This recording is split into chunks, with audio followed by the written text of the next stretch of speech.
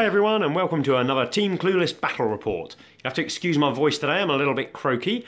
So today we are playing a very special game. You see, in a week and one day I will be getting married. So my mate Nick, hello, said to me, perhaps we should have a special game of 40k to celebrate this. And what better occasion to do so. So today we are playing a mission called The Marriage Ceremony. And down here are the stars of the show. So we have Belakor, the Dark Prince of Chaos, Robute Guilliman, hero of the Imperium, and they are fighting over the hand of St Celestine. So the setup is that Belakor has managed to enthrall the spirit of St Celestine, and he is going to try and marry her in a dark ceremony of chaos, taking place at this demonic altar in the centre of the table. Guilliman is here to stop them. So, what are the rules, I hear you ask? What are the rules? See, he's a good straight man to have.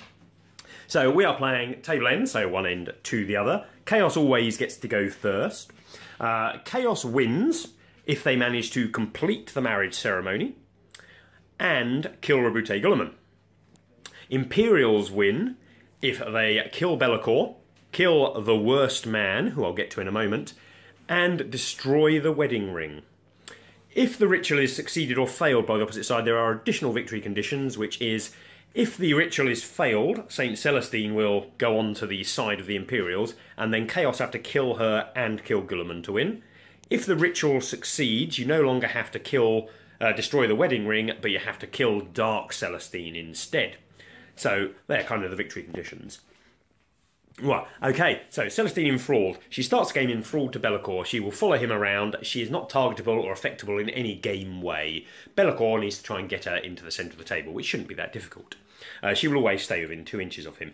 If Belakor is slain, then the worst man, who Nick gets to choose from his army. Who are you choosing, Nick? I am choosing a Demon Prince of Tzich. So this bad boy with the giant wings at the end is the worst man. So he will step in if Belakor is killed to try and complete the ritual in his stead. He's slightly worse at it, but he'll give it a go. Okay, so that's how Celestine works. The ring is going to be buried on the table. Oh, we haven't set up the ritual stones. I'll do that in a minute. There'll be 4 ritual stones kind of buried around those 4 terrain pieces. And if we control one of the ritual stones at the start of our turn, we can roll a dice on a 5+. We manage to find the ring. Once it's been found once, it obviously can't be found again. We're using my actual wedding ring that my fiancée has let me use for the game. I asked if I could use hers and she said no. When a character, a chaos character that is, has the ring, he is empowered by it and gets +1 strength and toughness just while carrying this pure evil artifact. If the Imperials find it, they can't pick it up and it remains on the table, but they can attempt to destroy it. It's pretty difficult to destroy. It has a toughness of 8. It only has 4 wounds because it's not that big, but it does have a 2-up save, so pretty tricky to destroy. Then what else have we got on the list? The worst man, he's good at finding the ring, as worst men should be. He gets to re-roll the dice when trying to find it, so he gets a 5-up re-roll if he is on one of the Chaos Stone ritual things. Then we come to the ritual itself. So, at the start of a Chaos turn, if Celestine has been put in the temple, and either Belakor or the worst man is also in the temple, then they can roll 2d6 and try and complete the ritual. On a 2 to 7, the ritual has failed. Celestine's spirit will not be broken as yet. On an 8 to 9, they have nearly done it, and they get +1 on future ritual rolls. And on a 10 to 11, success. Dark Celestine is placed under control of the Chaos player, and the wedding ring disappears. It kind of like melds into her. The Chaos player gets +1 on the roll if Belakor is in the temple, so that's represent him being better at doing the ritual than the worst man. They also get +1 on the roll if they have managed to pick up the ring and move it into the temple as well, so its close proximity makes doing the ritual easier. They get -1 on the roll if there are any enemy models in the temple, so if Nick gets in there, I need to try and get loads of models in there to stop him doing the ritual, basically. If the ritual succeeds, Dark Celestine comes into play. She's like Celestine, rules-wise, except she doesn't have her 2 little handmaideny things, but she does get +1 strength and toughness because the ring melds with her, and in the psychic phase, she can do a kind of like evil, baleful gaze that does D3 mortal wounds to a target unit within 18 inches of her.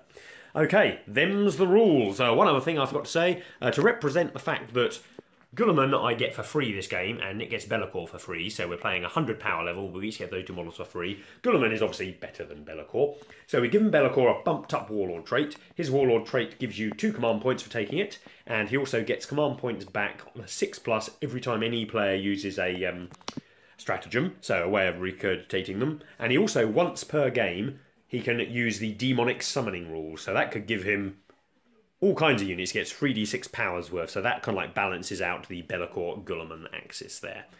Those should be the rules, and we'll get on to our armies now.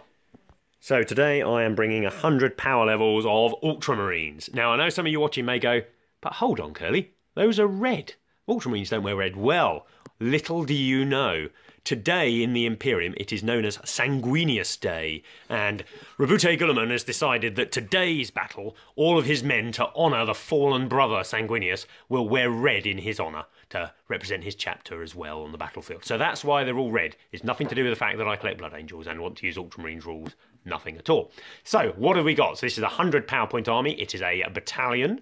So we have leading, or as HQs, we have Tigerius, the Ultramarine Psyker, and we have a captain on bike. He's got a Thunderhammer and he has the Shield Eternal as my relic. Elite slot, I have an Apothecary on bike, and then I have a Command Squad on bike. Apologies for the unpainted model there. They all have plasma guns, and the Sergeant in the squad has a Combi Plasma Gun and a Power Fist. They've all got chain swords as well. Other elite choice, we have a basic Shooty Terminator squad with Stormbolters and a Cyclone and Power Fists and Chain Fist, I believe. Then I have an Assault squad. They have 2 Eviscerators, 2 Flamers and a Power Fist on the Sergeant. I have 3 tactical squads as my troops. One of them is Melter Gun, Combi Melter Power Fist. One is Flamer, Combi Flamer Power Fist. And the other is Plasma Gun, Combi Plasma and a Melter Bomb on him. They are rocking around. We have a Razorback with a twin linked Plasma Gun and a Las Cannon. And then we have a Rhino with a Stormbolter. We've also got a Thunderfire Cannon in Heavy Support, and we have a Relic Leviathan Dreadnought. It has 3 Hunter Killer Missiles, it has a Storm Cannon Array, and it has a Grav Flux Bombard. Let's see what that can do against the evil horde of Chaos, which are going to try and subvert Celestine to their will. And here are the forces of good, you know, we're just trying to have a casual, normal wedding day, and the Imperium tried to disturb it. I mean, damn Blood Angels. Oh, Ultramarines. Right, my army today. I've not taken a single Khorne unit for demons. Very unlike you, Nick. I know, I'm trying something new out today, so we have decided to bring along Fate Weaver.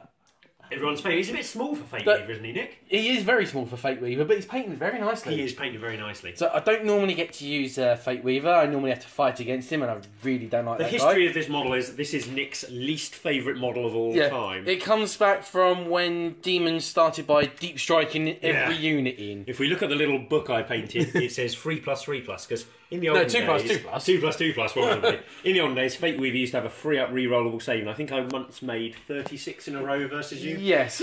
Yeah, so Nick doesn't like him. So we've got Fate Weaver. We have got the worst man, I was mentioned earlier, Demon Prince of Tzeentch. He has got the impossible robes on as the artifact as well. Makes him pretty tough. We have got there he is, a Herald on disc as well. I'm just going to call him a Herald. I know there's a new name. There's some other weird name for him. He's probably a change skimmer caster dude. Yeah. Troop choices. We've got a unit of pink horrors there and a unit of pink horrors there. We've got a unit of 20 demonettes, a unit of 10 demonettes, and a unit of plague bearers as well. Mostly because we didn't have enough demonettes. Yep. And we've got a unit of Nurglings as well. So all the other gods are represented, just not Khorne. We've also taken 2 units of Flamers, and we've got 6 Screamers as well.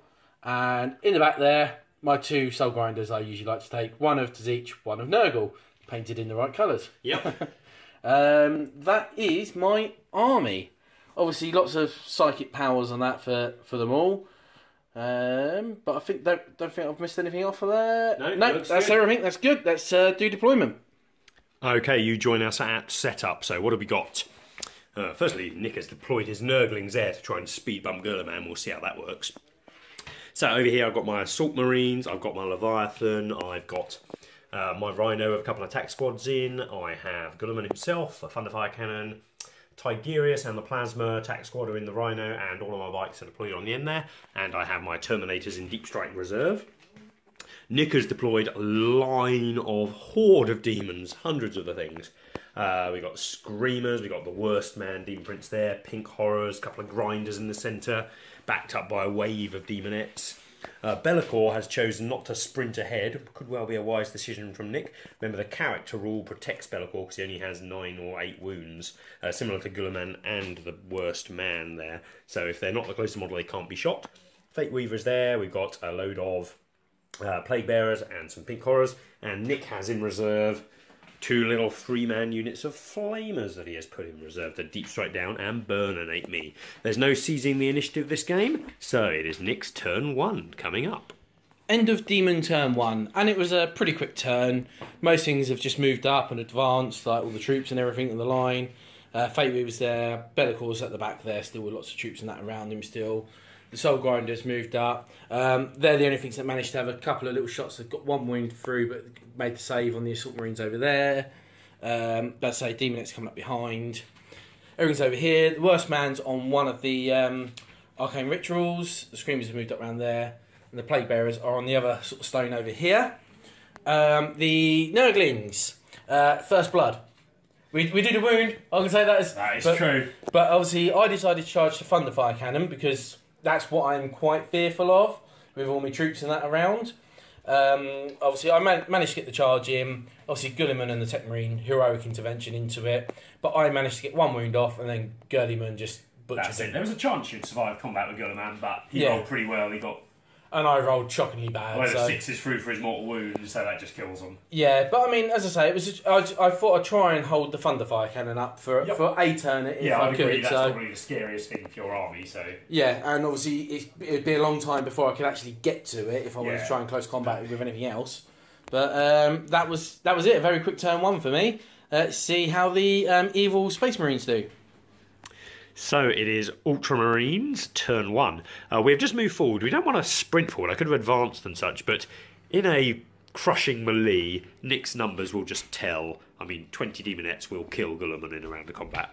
So I need to try and whittle down. So I've advanced a little bit to try and get within range, but I don't have the longest range guns.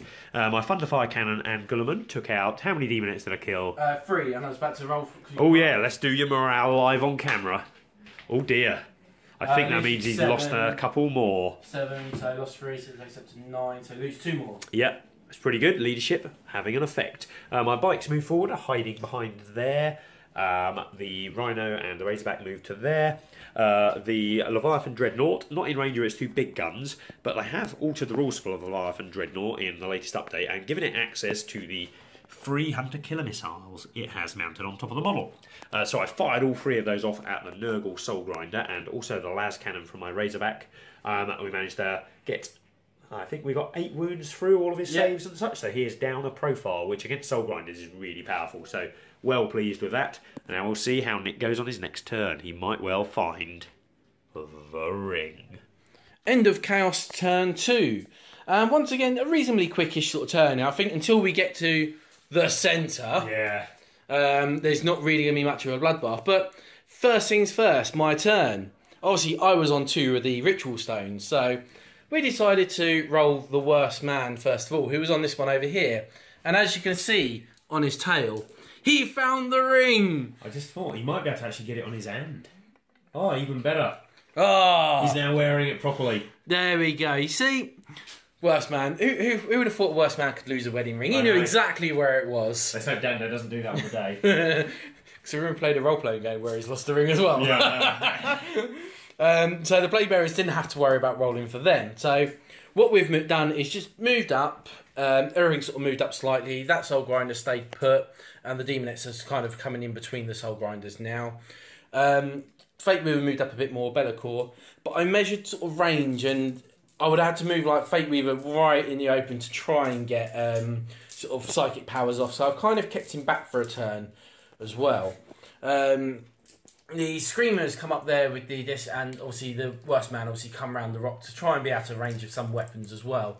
We wanted to take out, as you could see, they're not there, the Assault Marine squad with a 11 casting costs from the smite on the thing. I killed 3 Space Marines. It was D6, I managed to get 3. I had to use command point to get that 3 though. And we did a smite with him there. And we've dropped in a unit of flamers there, which burnt the last 5 which were left. Yeah, you killed exact numbers, didn't you? Yeah, so the Screamers didn't even need to charge in for combat. They were there, posed, ready. And the other unit of Screamers come in here and at 18 shots, rolled 666 for their shots.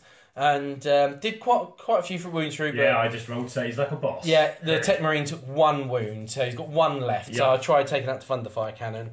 I was tempted by bringing him back here for the bikes, but again, I can't think of what I'd get close to the Thunderfire Cannon, whereas the bikes are coming closer to me. So that was the problem there. But overall, not a bad turn. Shooting, the Flems, the Soul Grinders, both of them shot at the Leviathan Dreadnought. The Nurgle one, I was going to say Plague Marine one. Nurgle one did nothing to it. With moving in that, it's got a wound through, but it made a save. But the Tzeentch one took 4 wounds off of him. With the Phlegm and Harvester Cannon, got 1 wound through on each, and he failed to save. So 4 wounds off of that is a good start. Let's see how the Imperial do on their turn. End of Ultramarine turn 2. So because Nick had brought down his 2 sets of flamers behind me, it kind of like stalled my advance, but also I didn't particularly want to advance into the jaws of the line of death over here, particularly. So I stayed back a little bit. I disembarked all my Space Marine troops. My Leviathan Dreadnought shuffled sideways and doused the flamers in flame. I should have realised this wouldn't work. Nick passed all but one of his saves, took 1 wound from my 8 that I dealt him. But I made up for it later on by firing various other things that Nick was rolling atrocious for his saves with. So Guilliman then gunned them down with his heavy bolter under his arm and killed them. The Leviathan Dreadnought also fired his Gravflux Bombard and his Storm Cannon at the Screamer squad, leaving 1 of them on 1 wound, with a little bit of help from a Storm Bolt from the Rhino. And the bolt guns from this squad and that squad took out the flamers at the back. This squad over here with the plasma guns and the plasma gun and the las cannon on the back of the Razorback, combined with the plasma guns from the bike squad, all trained their gaze on Fateweaver and annihilated him in a storm of blue fire. The bike squad then charged in. They'd used their bolt guns to whittle down the demonettes. They killed the demonettes in combat and are now in combat with the pinks, whose saves are holding them up quite nicely. Over here, I deep struck in my Terminators, thinking that I'll take out a Demon Prince. Fired 20 Stormbolter shots and 2 crack missiles. Did nothing. Charged! Used the command reroll. Didn't get there. So, pretty fruitless. But Nick got a command point back from my command reroll. And that was about it. The only other things I did, I cast a Psychic Power on the Leviathan Dreadnought, giving it +1 strength, toughness and attacks, just to make it a 5+ for these 2 to wound it at range, which is pretty useful. And I tried to cast the power on the Rhino, which gives it a 4+ save versus mortal wounds, which is really helpful against loads of Nick's smites, because I moved the Rhino forward to try and soak them up, but Nick managed to deny that. Okay, my turn done. And we come to the end of turn 3 for the Chaos. So, not the most best of turns, really. It was an average sort of turn, but the Pink Horrors moved out of here and did a wound to 1 biker from Smite. Plague Bearers have moved up and run across to try and give a bit of cover. 2 Soul Grinders have stayed still. Obviously Demonettes moved up very slowly this turn because of the Thunderfire Cannons thing. We completely ignored the Terminators over there. And obviously we've moved. The wedding is getting ready to happen. Oh dear. The Demon Prince and Belakor are advanced. They are both sitting here in the temple. They've destroyed it. So as long as they're both there, start of my turn, and there's nobody, obviously I can try and cast the ritual. Pink Horrors have come running up the side there, and obviously you advanced, and they're just waiting there. We tried doing quite a bit of smiting to this Rhino, but obviously after my first smite, Curly did a 4-5 thing stratagem. It's called Armour of Contempt, which gives me a 5+ save versus mortal wounds. So I only did one wound on it through smiting. I've charged my Screamer into it, and I've been able to got it down to 6 wounds in the end. My Herald over there, he didn't actually move this turn. He decided to do the 1 summoning thing that I could do this turn. And I used a stratagem which allowed me to roll an extra, make it so I could roll 4 dice for summoning, rather than 3. And I rolled 16. Yeah, so one off a Lord of Change. Yeah, one off a Lord of Change, which was interesting. But so I undernard quite a bit, and I decided to bring in 9 flamers. Obviously, one is held back from the group to get a bonus strength from him, and the other 8 flamered into the Leviathan Dreadnought and took another 3 wounds off of it. So it's down to half wounds now, so its profile has reduced. It's down to 7 wounds.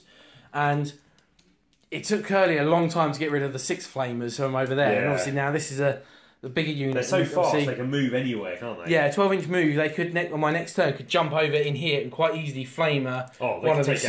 All of my squads. Yeah, any of the little squads. So obviously that Leviathan Dreadnought might be targeting these, but obviously I get to start rolling to see if I perform the ritual next turn. Yeah. So does Curly jump in? We shall see. So it's the end of Imperial turn 3. So what do we do this turn? So Nick had made a move for the central altar. I had to get in there and try and stop him. So he had the ring in there and Belakor in there to perform the ritual, giving him +2 on his roll. Remember, he needs to get to a 10+ on 2d6, so he needs an 8 to succeed. If I have a model in there, he gets -1, so worth trying to get someone in there. Fortunately, the only person who could realistically get in there and actually be useful was Guilliman himself. So Guilliman has charged into both the worst man, and Belakor in close combat. We haven't done the combat yet. We're going to do it at the end of this part of the video. Just want to say there, though, he does look like he is the priest augurating the circle. Yeah, so it could well be that way. So what else did we do on the rest of my turn? So Nick had brought in his flamers. My Dreadnought, I did a bit of a cunning measuring, managed to make sure my Dreadnought was in range of Guilliman, because that's the only way now he's got a lower profile that he can move and still shoot effectively. And his Storm Cannon array just obliterated the flamers. Grav, yeah. Yeah, I managed to do 7 wounds with that and the Grav Flux, and then Nick failed his leadership and off all the flamers went. The 2 heavy flamers built onto the Leviathan bathed the Screamer in Prometheum, killing that. And then all of this stuff around here, because Nick had managed to squeeze forward his Pink Horrors, making them closest unit to most of mine, so I couldn't put fire up onto Belakor or the Demon Prince, so I fired at the Pink Horrors, and because we're playing a PowerPoints game, Nick gets put on Blue Horrors if we've got the miniatures, so I poured loads of fire, and he kept on making more Blue Horrors out of them, and then they died afterwards. He then lost a few more to the leadership, because I'd killed so many, but he's still got a squad there that is useful, and they soaked up all the fire from the round, which is the most important thing. Over here, Nick had strung out his Plague Bearers in a line to stop my bikes charging up and getting involved in the combat. So I moved forward, I fired all of their twin bolt guns from their bikes at the Demonettes, you can see they're no longer there. They fired all their plasma guns into the Soul Grinder that was there, that was half wounded, and managed to remove that with their plasma guns, and they have engaged the Plague Bearers in combat, killing over half of them. So a really good round from the bikes, but it's not helping because I'm not up on the platform. Over here, my Terminators split their fire, putting most of their Storm Bolters into the Slanishy Demonettes, and then with a bad leadership roll from Nick, all the Demonettes are off the board this turn. And then they fired their rocket launchers and charged in at the Soul Grinder, doing not very many. It's still on 8, which is over half. Yep. Nick used his command points to interrupt me and kill 2 of my Terminators, and they're locked in combat now. And now we move up to the main event. So I chose Guilliman as my first guy to hit this turn. Haven't actually done it yet, but that's one I chose. I cast 2 Psychic Powers on Guilliman. One to give him a 4-up invuln versus mortal wounds to protect him from smites next turn, and the other to give him +1 strength, toughness and attacks, which Nick denied, which was a bit annoying. So I'm going to go around the table. Do you want me to take the camera? You take the camera. While you roll your dice, because you're... So, realistically, I need to kill them both here. The other thing you haven't pointed out, that if Guilliman dies in this combat and fails to, obviously say gets up, and I cast the ritual at the beginning of my turn, I win. Yep. It's a risk, but I felt I had to take it. It's either that or I had a good chance casting the ritual, and then I could have got the charge in on Guilliman. So let's get some proper dice over here. Let's find our blue Tzitzit dice, which look like they could be Ultramarine dice. Why not? There we go. One more there. So we've got our nice blue dice. Right, we're rolling in the tray over here. We're going to roll in the tray over there. So Guilliman has a base of 6 attacks. Because he is Guilliman, he gets to reroll all failed hits and all failed wound rolls. Any wound roll of a 6 counts as an additional D3 mortal wounds on his target. So who is he targeting? I'm going to target Belakor to start with.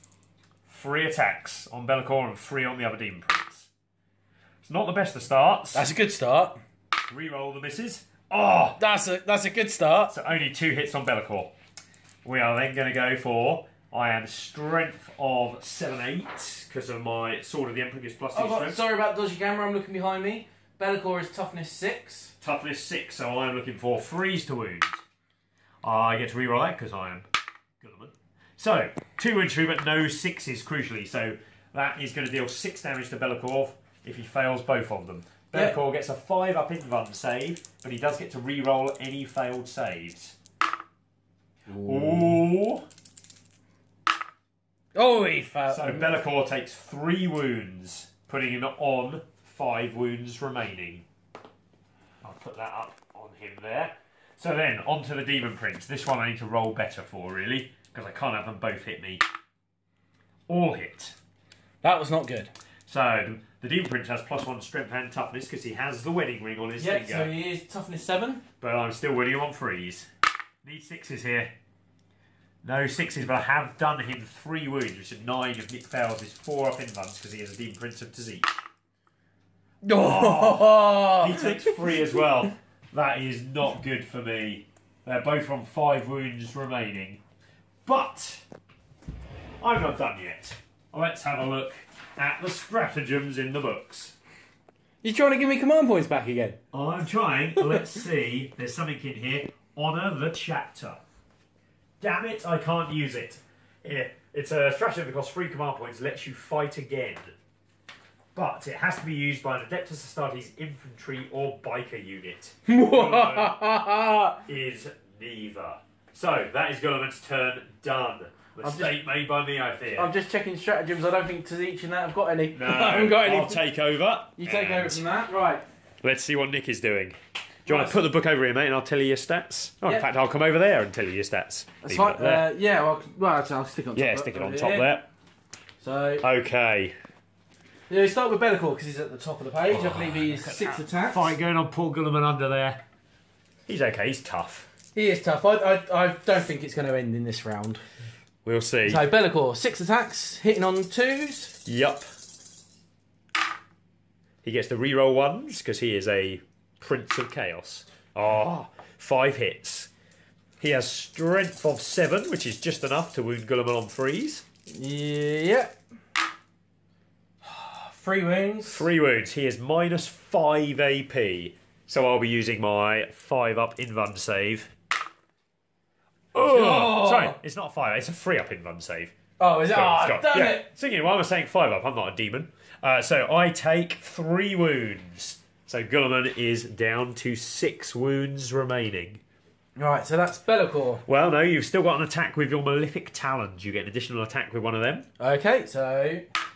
It's a hit. Hit. 4s to wound this time, though. It's a wound. It's a wound. 3 up invuln again. Oh, I take another 2 wounds from that. Guilliman is down to 4 wounds remaining. Then we have a Demon Prince of Chaos. He is armed with a Hellforged sword. So it is 4 attacks for the Demon Prince. Still looking for 2s. Rerolling 1s, but you didn't roll any. And with strength 8 because of the ring. Because of the ring, that's winning me on 2. Freeze. 3 more through. It's AP -2, so I'm on my invuln save. If I fail 2 of these, Guilliman is keeled over. Fails 1. Failed 1. I haven't been using my rerolls because I wanted to keep it for Guilliman getting back up. But, do I want to make one there? So he's on 2 wounds. No, because Nick still has a Malefic Talon attack to come. It hits. It hits. It wounds. 3 up again for me. I'm okay. Live to fight another day, although Nick gets to go first next round unless he mistakenly charges, in which case I can then interrupt. We're already in... Oh, if I charge with something. Yeah. We'll see what happens next turn, but that is where we are. In fact, start of Nick's turn, Nick gets to do the ritual. So, he has the ring and Belakor up there, along with Celestine, and I have a model up there giving him -1, but he gets +2, so he's on +1. He needs a 9 on these 2d6. Am I able to use a command point? No, we said earlier, no command points on this roll. But he has got enough to give him +1 the next time he rolls it. So if he survives the next turn, he's getting +1 on that roll. Okay, that's the end of that long bit of dice rolling video. So we come to the end of Chaos turn 4, and it was a good turn. Obviously, by the looks of things, with a lot of combat, I couldn't really make any charges or anything, but what I did for movement-wise, we're surrounding the ritual. The pink horror is literally lined up in front of it with the disc. The plague bearers have come out of combat with the bikes and as well surrounded the ritual. Just trying to, you know, we don't need any more interruptions with this wedding. Making it so there's no space for me to get up there. Yeah, and also you have to clear out the lines before you can even shoot anything else. Obviously, yeah, we then went on to the Soul Grinder stayed where he was. We then went to Psychic phase, and Guilliman, who was the closest model, he got smited to death. So he actually died in the Psychic phase. Curly rolled to get him back up. He succeeded. Straight back up. He's back up on 6 wounds. But I only rolled a 2 for his starting wounds, and then re-rolled it with a command roll and got 6, which is really helpful. So he's back up on 6 wounds, but that also meant he had to leave combat. Yep, because you can't put him within an inch of other models, so he's standing there. Yeah, so I did, obviously, some shooting with the pink horrors and that at the unit of flamers, because they're probably, although there's melters and plasma guns here, it was going to be deadly to my bigger units. The flamers were probably more deadly to the units standing in front, and I've been able to kill 3 of them, 3 out of the unit, but there's still the 2 flamers there, unfortunately. And that was, we've also did some shooting into the bikes here with these pink horrors, and did a number of wounds on there and took a load out. Much better than you've done previously. Yep. And then I managed to charge the pink horrors into combat, because obviously the combat was affected out over there, so the pink horrors then managed to do some more wounds in combat. Yeah, you killed, I think, 3.5 plasma gunners this turn? Yeah, because the last plasma gunner's on 1 wound. And I multi-charged, so I've got the captain and the apothecary and everything in there. And even me being Ultramarines, I can leave combat and still shoot. Yeah. But I can't assault after combat. And you've taken out most of my plasma gunners, reducing the firepower of the squad greatly. So which I'm really pleased with. Combat over there is I killed 1 and took no wounds in return. Yeah, it wasn't good for me there. I rolled fairly. I only got 1 wound through, and obviously with your saves and that sort, so it's going better for me than anything else. Soul Grinder with a claw is good. I didn't realise he gets 10 attacks with his claw. Yeah, he's really good, because you just said you terminated just to get through him, and it's holding him up for shooting wise, unfortunately. But we have left it though for the combat over here. We've worked out combat turns, and because I've charged both of mine in, no wounds from Overwatch in the charge in from the Demon Prince. I managed to make my saves because a couple of wounds did come through. So it's Belakor going first. Guilliman's going to attack back, and then the Demon Prince. Yeah, I spent my points to interrupt. Didn't get any back as always. And I didn't actually get any of mine back, so I've actually spent some now. Oh, pity. So I'll take the camera, and Nick will be Belakor to start. Let's have a quick circle the ritual platform. So Nick's going to get to try and complete the ritual again at the start of his next turn, unless I can do something about it during my turn. The +1 attack for charging is gone now, isn't it? Yeah, no +1 attack for charging, I'm afraid. You get to go first, is your bonus. Yeah, 6 attacks. Hitting on 2s, re-rolling 1. Yep, do you want to throw in, what colour dice have you got there? Throw in one of those for his claw as well. Re-rolls the 1. Yep, all hit. So everything other than the claw is wounding on a 3+, the claw wounds on a 4+. 5 wounds. Do you want me to take the camera? Because obviously... Oh, it's okay, I can do them both. Because you're going to be doing your attacks next. Yeah, oh yeah, you can have that then. There we go. Sorry, mine the hand there, sorry. So I've got 5 free-up saves. Guilliman cannot get up after this, and this does 3 damage apiece. Oh! I can re-roll one of them, but it won't make any difference. Guilliman, dead! Shit! It's the first game he's died in! Oh, he is knocked back, his corpse flying down to land at the feet of Tigerius, who looks up in dismay. Oh no, Dad, what's happened to you? The Belakor just looks at that little librarian going, I am your father. I do not know what I'm going to do this turn. I didn't expect him to die before getting to kill one of you. And I've got both up there, and I get +1 from the turn last time. Yeah. And +2, so it's a 7+, is it? I'm going to try and get a model up there, but I don't think I can, because it's got to be on top of the platform, and I can't get within an inch unless I'm going into combat. The bikes could get there, but they can't go within an inch because they're not going for combat. It might just be a case of, if you can get rid of the pink horrors from flamers, you might be able to charge a unit up there. That's what I'm going to have to try and do. but then I've got to survive a combat versus the Demon Princes. So, Yeah. well, let's see what I can do. And if I can't manage to cast a ritual at some point, I will automatically win because Gulliman's already dead. Yep. Okay. This goes well for Chaos. Space Marine turn 4, and it's getting pretty tense. So, over here, my 2 Terminators backed away, having no joy in close combat, fired some crack missiles, and did 5 damage to the Soul Grinder. Pretty useful. The bikes jetted all the way around here to put the 2 Demon Princes, Belakor and the Worst Man, as closest models. Fired up. I managed to get a couple of wounds into Belakor, but nothing else. I then spent every model I had firing at the Pink Horrors, trying to remove Nick's screen so I could have my 2 Melter Guns, who I'd positioned at the bottom of this ramp, have him as the closest model. Did it all, and then forgot this guy was here. So I had to shoot him, and failed to really hurt him anyway. So then we charged up with 2 squads of Space Marines into combat, and Tigerius is also up there as well. Yeah, one of the squads was the 2 Flamers which you left, Yep. which the Demon Prince finished them off, and then I had to kill 4 Space Marines from the other squad and Tigerius. And I failed to wound Tigerius, so it was kind of That's it. If I had just one model up there, it gives Nick -1 on his ritual roll. So he wanted to kill them all and couldn't quite do it. So Nick is on -1 for my model up there, but +3 because he's got the ring, he's got Belakor, and he only just failed the ritual last time, which gives him an extra +1. The rest of my shooting didn't really do a whole lot, just whittled down some of the stuff, but it's really down to this. So that is the end of my turn. So the start of Nick's turn, we'll quickly record, as Nick needs an 8 on 2 dice. to win. To win. Yeah! Okay, at that point, Belakor slips the ring onto Celestine's finger, and she turns dark. Her wings blacken, soot starts to pour out of her eyes, and her baleful gaze sweeps around, killing every Space Marine she looks at. She has been perverted by the powers of chaos, and Nick is victorious. He has wedded the bride of the Emperor.